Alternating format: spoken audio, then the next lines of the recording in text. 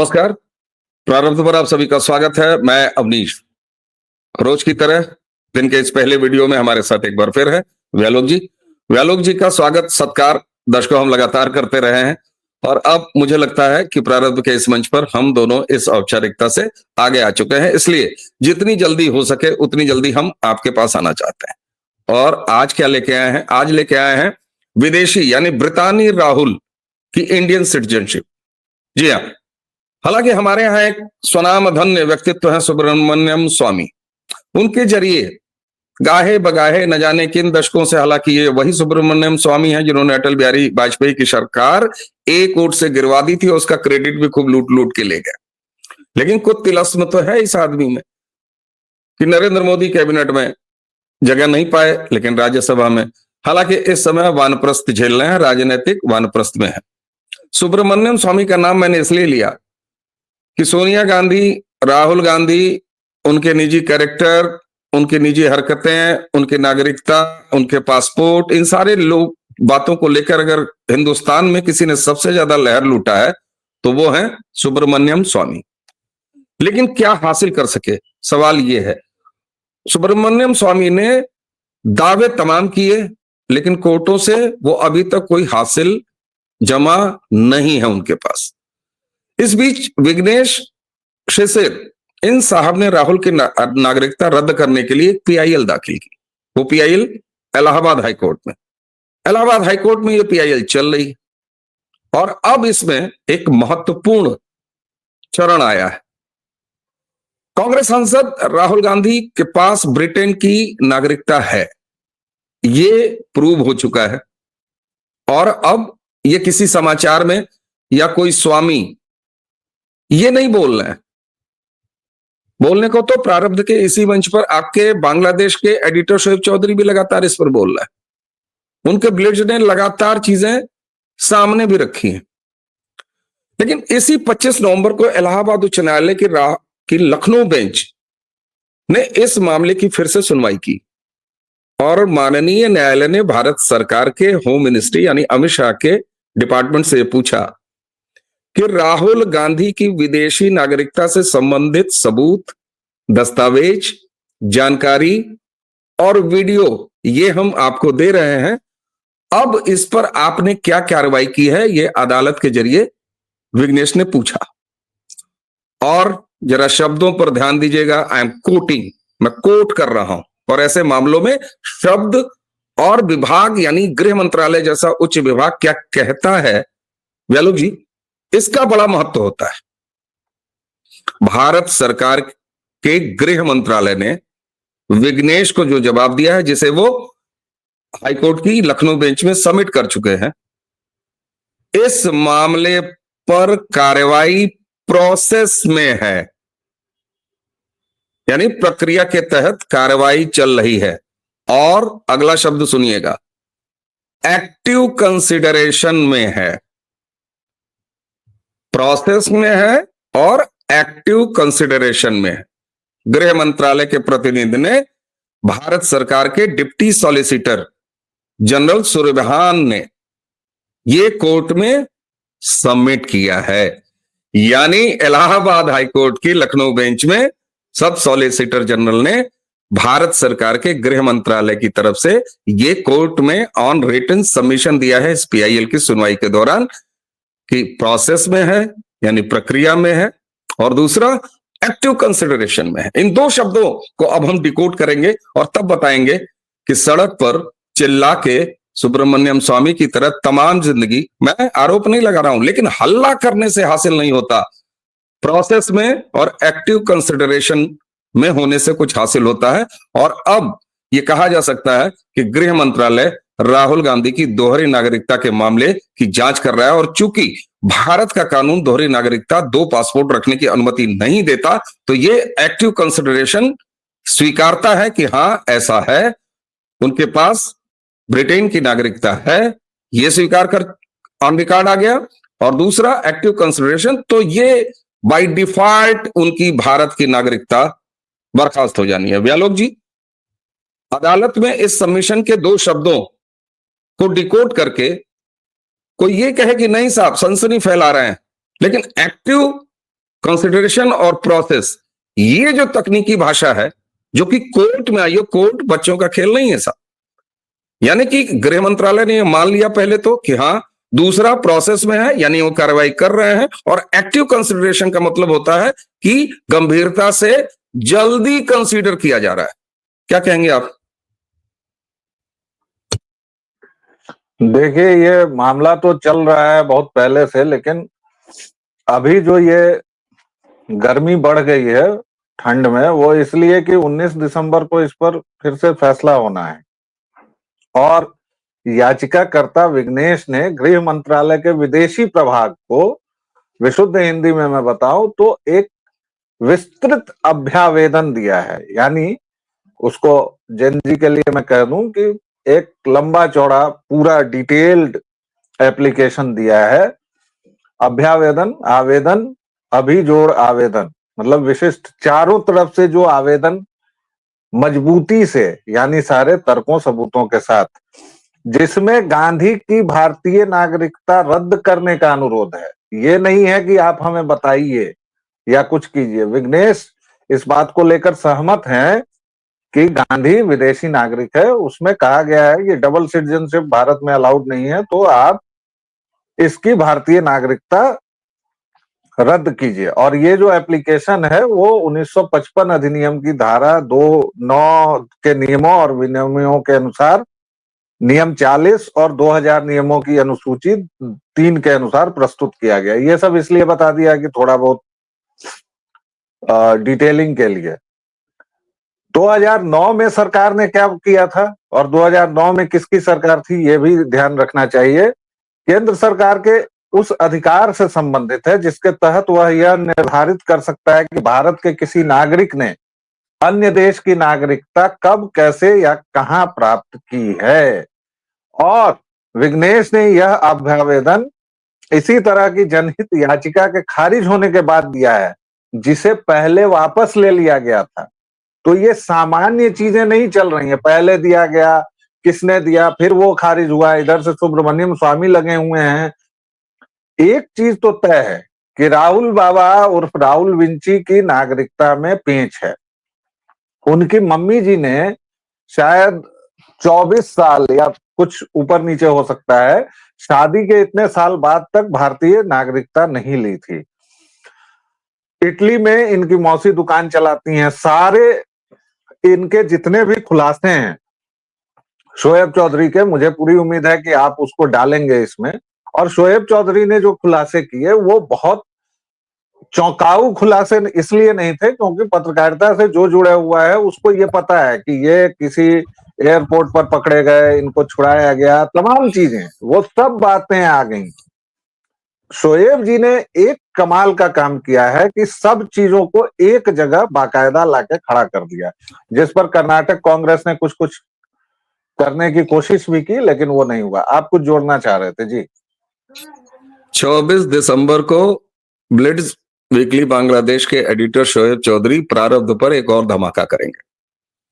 उनका दावा है कि 25 दिसंबर को वो ब्लिट्ज में एक रिपोर्ट छापेंगे जिसमें वो राहुल विंची, जिन्हें हम राहुल गांधी, वो ऐसा कहते हैं बार बार हमारी बातचीत में कि जिन्हें आप राहुल गांधी कहते हैं और जो राहुल विंची हैं, और राहुल भी प्रोनाउंशिएट करने पर वो मुझे टोकते हैं, कहते हैं राहुल विंची और एंटोनियो माइनो। तो उनका यह दावा है कि 25 दिसंबर को अपने ब्लिट्ज पे वो एक खुलासा करेंगे जिसमें राहुल विंची के जैविक पिता के नाम का खुलासा करने वाले हैं ब्लिट्ज वीकली में वो। और 24 दिसंबर को प्रारब्ध, यानी अपने यहां रिपोर्ट छपने के एक शाम पहले 24 दिसंबर को वो इसी अपने आने वाले खुलासे पर प्रारब्ध के दर्शकों के साथ भी बात करेंगे। ये मैंने सिर्फ सूचना रखी। अब यहां पर एक चीज और देखिए, आपने कहा और मैंने शुरू में सुब्रमण्यम स्वामी से ही ये कहानी शुरू की। बात ये नहीं है कि किसको क्रेडिट जाएगा, किसको क्रेडिट नहीं जाएगा। ये सही बात है कि सबसे ज्यादा अगर इस पर किसी ने बोला है छोटे बड़े मंचों पर, तो वो सुब्रमण्यम स्वामी ने बोला है। ये बात भी सही है, इसमें कोई दो राय नहीं है। लेकिन सवाल ये उठता है कि ये चीज हासिल कहां से हो जाती है। मैं एक बार फिर, चूंकि मैं जवानी जमा खर्च पर व्यालोक जी बड़ा कम विश्वास करता हूं। मैं भरोसा नहीं करता, इसलिए कि उससे हासिल कुछ नहीं होता है। मैं कहता हूं सुब्रमण्यम स्वामी अगर लगातार ये कहते रहे कि हमारे पास सारे सबूत हैं, तो उनको किसी ना किसी कोर्ट से ये हासिल हो जाना चाहिए। अब यहां मैं विघ्नेश को भी जानता नहीं हूं, ये जो याचिकाकर्ता है। ऐसा नहीं है कि मैं इनकी तरफ से जबरिया पैरवी कर रहा हूं और ना मेरी कोई भैंस चुराई है सुब्रमण्यम स्वामी ने।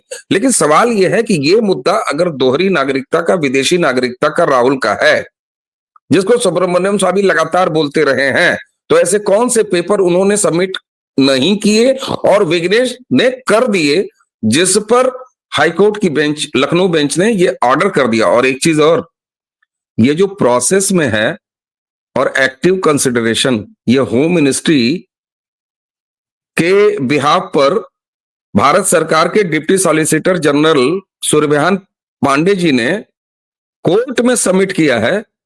तो ये किसी विघ्नेश, किसी याचिकाकर्ता को नहीं दिया है जवाब।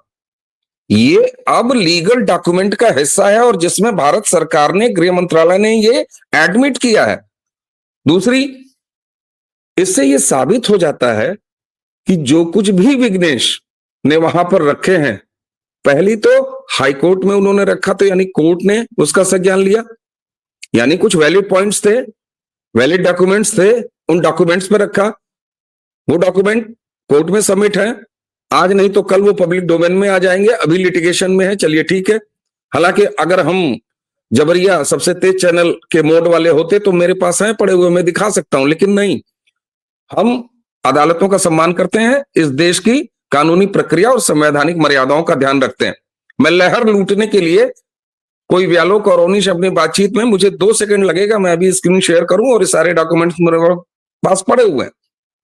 लेकिन यहां पहली मर्तबा अदालती कार्रवाई में दर्शकों ये आ चुका है और गृह मंत्रालय ने ये एक्सेप्ट किया, एक्सेप्ट नहीं किया, जज साहब को कहा कि यस सर, ये प्रोसेस में है। यानी राहुल गांधी की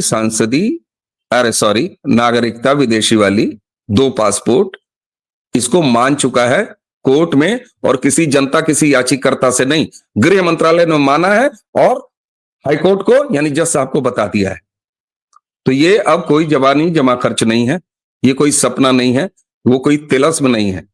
अब लोग पूछेंगे साहब बता दीजिए व्यालोक जी, अमनीश जी, प्रारब्ध वालों, कि कब जाएगी। तो साहब ये कैलेंडर हम नहीं बता सकते। और एक चीज बड़ी गंभीरता से हमारे दर्शकों को तक ये बात मैं पहुंचाऊं कि साहब ये बड़े मामले होते हैं, तकनीकी मामले होते हैं, जहां विदेश मंत्रालय इन्वॉल्व हो, जहां एक इतना कुख्यात परिवार इन्वॉल्व हो, जहां एक व्यक्ति के विदेशी नागरिकता का मामला इन्वॉल्व हो, वो जो अपने आप को इस देश का मालिक कहता रहा हो, इसी देश ने उसके परिवार की सत्ता 65 साल कायम कराई हो। अकेले उसने थोड़ी ना मंगल ग्रह से वोट लेके आता था, उसका खानदान या कांग्रेस पार्टी। तो गृह मंत्रालय जब अदालत में, इसीलिए मैं एक बार और दोहरा रहा हूं, प्रोसेस में है, एक्टिव कंसिडरेशन में है, इन शब्दों के बड़े लीगल मायने होते। और अब वो कब ऐसा करेंगे, एक्टिव कंसिडरेशन यह बताता है कि वो समय अब नजदीक आ रहा है। बाकी हम कोई ज्योतिषी नहीं है कि आपको दिन, तारीख और मंगल की दशा जब यहां रहेगी, फलाने वहां रहेगा तो आ जाएगा। ये काम लहर लूटने वाला होता है। व्यालोक जी, क्या अब यह पूरी बात, जैसा कि आपने कहा शोएब चौधरी ने क्या छापा, एक जगह कंपाइल कर दिया, ये तो बहुत पहले से, बहुत सारी चीजें पहले से घूमती रही हैं साहब। एक एंटोनियो माइनो असली नाम बुला देने पर अर्नब गोस्वामी के साथ क्या हुआ था, ये देखा है इसी देश ने। तो पत्रकारिता जगत हो और चाहे बुद्धिजीवी जगत हो, तमाम कहानियां घूमती रही, कौन कहां किस एयरपोर्ट पर गिरफ्तार हुआ, कौन क्या हुआ। क्या ये लोगों को नहीं पता था कि लक्षद्वीप में प्राइवेट छुट्टियां मनाने के लिए नौसेना के विमान वाहक पूतों की ड्यूटी लगा दी जाती थी, और एक नहीं, एक पर तो मनाया जाता था, 10-12 किनारे लंगर डाले घेरा बना के खड़े रहते थे। क्या ये इस देश को 2014 से पहले नहीं जानकारी में था? किसी खोजी जर्नलिस्ट, किसी संपादक की जानकारी में नहीं था? लेकिन सवाल ये होता है कि ये निर्णायक मोड़ पर आता कब है, राष्ट्रीय विमर्श में आता कब है? आज हम आप अपने 50 वीडियो में एंटोनियो माइनो बोल रहे हैं, दर्शक नीचे लगातार एंटोनियो माइनो लिखेंगे। हो हिम्मत कांग्रेस के पास, तो आके हमारे खिलाफ कार्रवाई करे। नहीं, ये जो बदलाव हुआ है एटीट्यूड में, ये जो बदलाव हुआ है अभिव्यक्ति की स्वतंत्रता के असली इस्तेमाल में, और अब क्या ये निर्णायक मोड़ पर पहुंच रहा है ऐसे मामले। और अभी तो ये अंगड़ाई है, आगे और लड़ाई है, अभी तो एक शुरुआत है, न जाने और क्या क्या है जी। राजनीति की रफ्तीली राहों के बारे में मैं इतना कुछ जानता हूं कि मैं कुछ भी निर्णायक तौर पर कहने से पूरी तरह बचता हूं। इस पूरे मामले में एक चीज जो मुझे थोड़ा सा अलग लगी है वह यह कि याचिकाकर्ता जो है उनका ब्रिटिश सरकार से खतों की किताबत हुई है, जिसको ईमेल कहते हैं आज की भाषा में। और 2022 में एक और याची प्रतिवादी नंबर 14 जो हैं वो भाई साहब वीएस शर्मा हैं कोई, उन्होंने 2022 में ही ये सारा काम धाम किया था। तो उनको जो जानकारी दी थी वो सरकार ने शेयर कर दी है, और जो जानकारी शेयर हुई है निजी मेल पर आई है वो साफ साफ बताती है, संकेत देती है कि राहुल गांधी की ब्रिटिश राष्ट्रीयता के रिकॉर्ड, अब रिकॉर्ड हैं तो ये अपराध है, अपराध है तो उसकी सजा है, सजा है तो नागरिकता जानी है। अब जरा इसके पेच समझिए, राहुल गांधी की और राहुल विंची की नागरिकता अगर गई तो क्या क्या होगा। देश का एक सबसे बड़ा हरामखोर परिवार जो है, जिसने पूरी जिंदगी हराम की खाई है, एक पैसा उसने अपनी मेहनत का नहीं खाया है, मोतीलाल नेहरू से लेके और ये राहुल विंची तक। इस देश में अगर हरामखोरों की प्रजाति में सर्वाधिक बड़ा हरामखोर कौन होगा तो वो नेहरू खानदान है, जिसने इस देश को बर्बाद किया और जिसने लूटा, और अंग्रेजों से तनिक भी कम नहीं। उस खानदान की पूरी चूल उखड़ेगी। और अभी भी 3 राज्यों में तो जनता ने सरकार बनाई ही है। आपने जैसे कहा कि मंगल ग्रह से तो वो आता नहीं था, भाई यहीं की जनता चुनती थी, यहीं उसके प्रवक्ता है, यहीं लोग हैं, यहीं यूट्यूबर्स हैं जो कहते हैं कि राहुल जी में एक नया संस्कार आ गया है, राहुल जी अब एकदम बदल गए हैं, वगैरह वगैरह। अल्ले अल्ले, राहुल जी आज चले, राहुल जी आज खड़े हुए, राहुल जी ने आज जो है वो तिरंगे की नेपी पहनी, ये तमाम चीजें होंगी। राहुल जी ने आज अपनी बहन का फोटो खींचा संसद में, बताइए कोई खींचता है? नहीं नहीं, बिल्कुल नहीं, कोई नहीं खींचता है, हर हाथ मोबाइल है। लेकिन सब लोग जो है वो बॉलीवुड के कैमरामैन को बुला के उसके बाद फिर फोटो खिंचवाते हैं। देखिए साहब, ऐसा है, असली बात यह है कि कुछ हासिल हो। चला जो तीरे नजर नीम कश तो क्या हासिल, मजा तो तब है जब दिल के आर पार चले। और आपने एक बात कही ना, बस उसी बात को आगे बढ़ा के मैं ये चर्चा आज समाप्त करूंगा, क्योंकि ये सूचना कम थोड़ी सी बात कही है, ये सूचना कम थोड़ी सी बात कही है। आपने एक बात कही कि पत्रकारिता जगत में होने के नाते मैं इस तरह के चीजें राजनीति की रपटीली राहों पर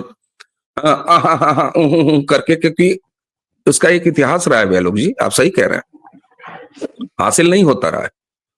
और इन्हीं नरेंद्र मोदी की सरकार से इन्हीं के प्रचंड समर्थकों को बड़ी शिकायत है, या पटक के जेल में क्यों नहीं डाल देते? राहुल गांधी संसद में बदमाशी कर रहा है, या पटक के उसको हूर क्यों नहीं देते? मैंने बार बार कहा और इसीलिए मैं एक बार फिर दोहरा रहा हूं, जवानी जमा खर्च तो सुब्रमण्यम स्वामी भी करते रहे हैं, हासिल क्या किया मैं ये पूछना। अदालती मामले हैं, लेकिन इसी देश में अब हासिल भी हो रहा है।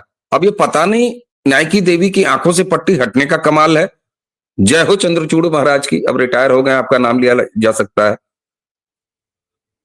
आपने पट्टी हटा दी भाई साहब, 91 के उस जहरीले प्लेसेस ऑफ वर्शिप एक्ट रहने के बावजूद भी आखिर प्रोविजन है ना। संभल में सर्वे आज सबमिट हो रहा है, रिपोर्ट येलो सर्वे हो भी गया, आज सबमिट हो रहा है। बा हो सकता है दोपहर बाद हम लोग वीडियो करें और फिर दर्शकों बताएंगे क्या हुआ सबमिशन के बाद। उधर अजमेर शरीफ की शराफत खतरे में, 2.5 दिन के झोपड़े की जाने दीजिए, तो संसदीय हो जाएगा। तो साहब अब हासिल हो रहा है, और 100 बात की एक बात, वे लोग भाई 500 साल से ज्यादा का लड़ा जाने वाला श्री राम जन्मभूमि कि मंदिर का मुकदमा भी हासिल हुआ, मंदिर भी हासिल हुआ, करोड़ों करोड़ों जनमानस वहां पर पूजेगा, यह भी हासिल हुआ। तो कहते हैं ना कि अब हासिल होने का समय। 370 हासिल हुआ, राम मंदिर हासिल हुआ। तो ये भरोसा थोड़ा सा राजनीति की उसी रपटीली राहों में हल्की सी रेत डाल के, थोड़ा सा बजरी डाल के उसको कड़क बनाती है और ये उम्मीद जगाती है वैलोक भाई, ये वाकई उम्मीद जताती है दर्शकों कि साहब सत्ता में एक ऐसी पार्टी है जिसका बचपना चाहे 2 सीट चाहे 1.5 सीट वाले सांसदों का रहा हो, लेकिन उसने 370 खत्म करने का एजेंडा अपने चुनावी घोषणा पत्र में रखे और चुनाव हारती रही। 370 राम जन्मभूमि पर मंदिर बनवाने का मार्ग प्रशस्त करना, ये अपने मैनिफेस्टो में लिखती रही और चुनाव दर चुनाव हारती रही। तो ये भरोसा बनता है कि अब हासिल करने का वक्त है। और इसीलिए मैं कह रहा हूं, मैं तो इसे ही बहुत बड़ी उपलब्धि मानता हूं और इतिहास है इस तरह के मामले में कि गृह मंत्रालय की तरफ से सब डिप्टी सॉलिसिटर जनरल कोर्ट में जाकर ऑफिशियली ये दस्तावेज दाखिल करें, अंडरटेकिंग कि साहब yes it is in process and it is in active consideration milord. This is an achievement sir. ये उपलब्धि है राजनीति की उन्हीं रपटीली राहों पर। हालांकि उपलब्धि है, बिल्कुल दुखी है। करने वाले उदाहरण भी हैं जी। बिल्कुल है, उपलब्धि है। और वही मैं निष्कर्ष के तौर पर यही, मुझे नहीं पता कि क्या इस सरकार ने जिस तरह के ऐतिहासिक काम किए हैं, चाहे वो राम मंदिर हो, और राम मंदिर के बारे में लोग कहते रहे हैं कि कोर्ट का फैसला है या जो भी, बहुत सारी अदालतें थी, बहुत सारी सरकारें थी। सरकार का विल जब तक नहीं होता है, इच्छा शक्ति जब तक नहीं होती है, ऐसे मामले नहीं सुलझते हैं। इसके साथ एकदम व्यालोक भाई, उन्होंने एकदम व्यालोक भाई। और एक चीज और कह दूं, आपने बिल्कुल सही कहा कि अरे भाई हम एक बार कहते हैं कि चलिए साहब अदालत सुप्रीम कोर्ट ने ही मंदिर बनवाया है, लेकिन एक जरा बात रखता हूं कि कल्पना करिए कि यही सुप्रीम कोर्ट का फैसला आया होता और केंद्र में कांग्रेस की सरकार होती। अरे साहब मंदिर तो छोड़ दीजिए, आज तक सुप्रीम कोर्ट के आदेश के बाद भी ट्रस्ट नहीं बना होता। मंदिर तो छोड़ दीजिए। तो इसलिए इस सरकार से उम्मीदें भी हैं, लेकिन मैं फिर से वही कह रहा हूं कि मुझे नहीं पता कि राहुल विंची की नागरिकता जाएगी कि नहीं जाएगी, लेकिन ये एक शुभ संकेत जरूर है और हमें उम्मीद करनी चाहिए कि इस खानदान से हमारा इस देश का पीछा छूटेगा। एक बात है दर्शकों, और जैसा कि व्यालोक जी ने कहा ना कि जाएगी कि नहीं जाएगी इन्हें नहीं पता, हमें भी नहीं पता, लेकिन जिनको लेनी है यानी गृह मंत्रालय, वो कह रहे हैं कि हाँ प्रोसेस में है और एक्टिव कंसिडरेशन में है, तो उनकी बात तो मैं मानूंगा साहब। अब जब जाएगी तो मैंने कहा दिन तारीख में नहीं जानता, तो ना इनको लेनी है ना हमको लेनी है, ना हम सारे को वीडियो बना के हासिल होगी राहुल की फर्जी नागरिकता। जिसे लेनी है यानी भारत के गृह मंत्रालय को, उन्होंने जाके मिलाड को बताया, ना व्यालोक को बताया ना अवनीश को बताया। मिलाड ने पूछा और उनको जाके बताया कि yes it is in process and in active consideration too. ये 2 टर्म अदालतों में बहुत कुछ कहते हैं। ये रही आज की बात, और जिस दिन चली जाएगी उस दिन फिर हम लोग वीडियो बनाएंगे, उससे पहले भी बनाएंगे और फिर बात करेंगे। दोस्तों आज के इस सुबह वाले पहले वीडियो की अब समाप्ति की आज्ञा दीजिए। व्यालोक जी आपने हमें समय दिया, इसके लिए आपको धन्यवाद नहीं। और दोस्तों इसी के साथ हमें और व्यालोक जी दोनों को आज्ञा दीजिए। नमस्कार।